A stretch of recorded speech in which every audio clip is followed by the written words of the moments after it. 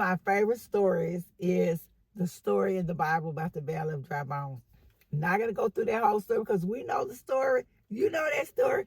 When God takes Ezekiel to the valley and it's filled with dry bones, he asks him, can these bones live? And his reply is, only you know, Lord.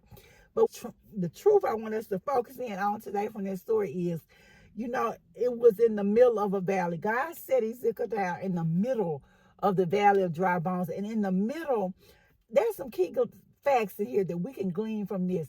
When we talk about being in the middle of something, we're in the center. And we think about us as people. We think about ourselves as being a dry bone, as a part of those bones that were found in the valley. When we see the skeleton, before the skeleton became a skeleton, it was a body. And that body contained flesh. And a part of our flesh is our heart, and our heart is our center. It may not be directly in the center of our bodies, but it is the center of our love. It's the center of our joy. It is the organ that helps to make sure that we maintain life. And so it is in the middle. It is in our hearts. So I want to look at the heart today. Out of the valley of dry bones, when I was studying this and looking at it, and it spoke to me, and I realized that the heart was a key factor in this story. When we talk about the heart, we talk about how it is so important that we keep our hearts clean, that we keep our minds clean. David said in his word, create in me a clean heart, Lord, and renew in me a right spirit. We have to make sure our heart is right. As we're serving the Lord, as we're going about our daily lives, our heart has to be in the right condition. Sometimes we have a heart condition that's not the right condition. Our heart is not clean. It's not in the right place.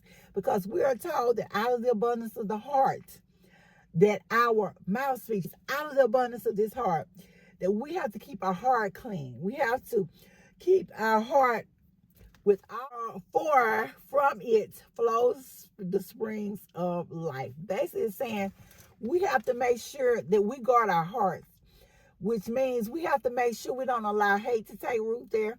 We don't allow envy to take root there. We don't allow lust to take root there. We don't allow any of the things of the world, this flesh, to take root in our hearts. Because when something gets to your heart, it is serious. It may not come out. We will need surgery on our hearts. We have to guard our hearts. I like watching Westerns, and this may have absolutely nothing to do with, you may think it has nothing to do with what we're talking about.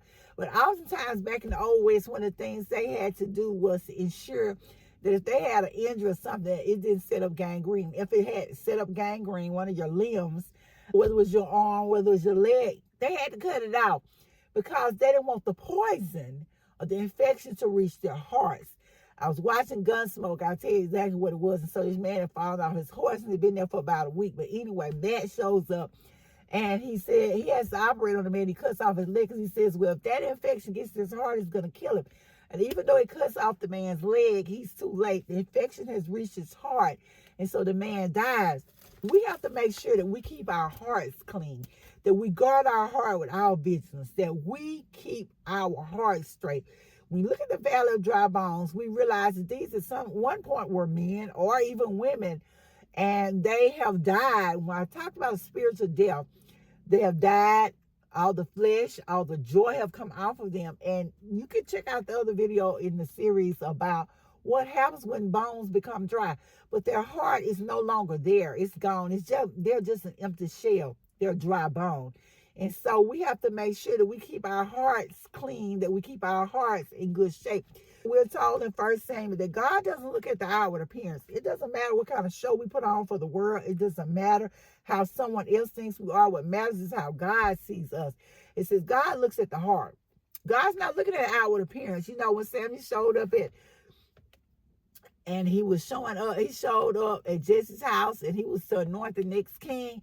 God didn't tell him who it was, just told him to go anoint the king. He went in and Jesse had all these sons and Jesse sent all of them in except David. He was in there waiting to anoint the next king. He got the oil, he was going to pour it over all of them said, and you know the oil wouldn't flow. Until he said, this all your sons? Is this everybody? He says, no, I have one more. He's out in the field keeping the sheep. Samuel says, send for him, bring him in. And so he goes and he gets David. And when David comes in and he takes the oil, it pours out. God didn't look at how David looked at that moment. God looked at David's heart. He wasn't looking at whether he was Saul and whether he looked like a king. Because remember, Saul looked like a king. David didn't look like they thought a king should look at first. And so we have to be careful with looking at the outward appearance and not looking at someone's heart. We also know that in Matthew chapter 6, verses 21, it says, for where your treasure is, there your heart will be also. We have to be careful what we make our treasures, what we put our faith in, what we look to save us, because our God is a jealous God. But we have to make sure that we are guarding our hearts, that we're guarding our minds, that we're keeping it pure, and that we're keeping it safe, and we're making sure God is at the forefront and not us and our own agenda. So we look at the valley of dry bones. We look at the fact that it was in the center because it's a valley.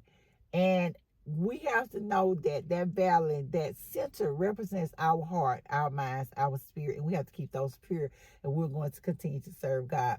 And so I thank you guys so much for listening, and I'll see you in the next video.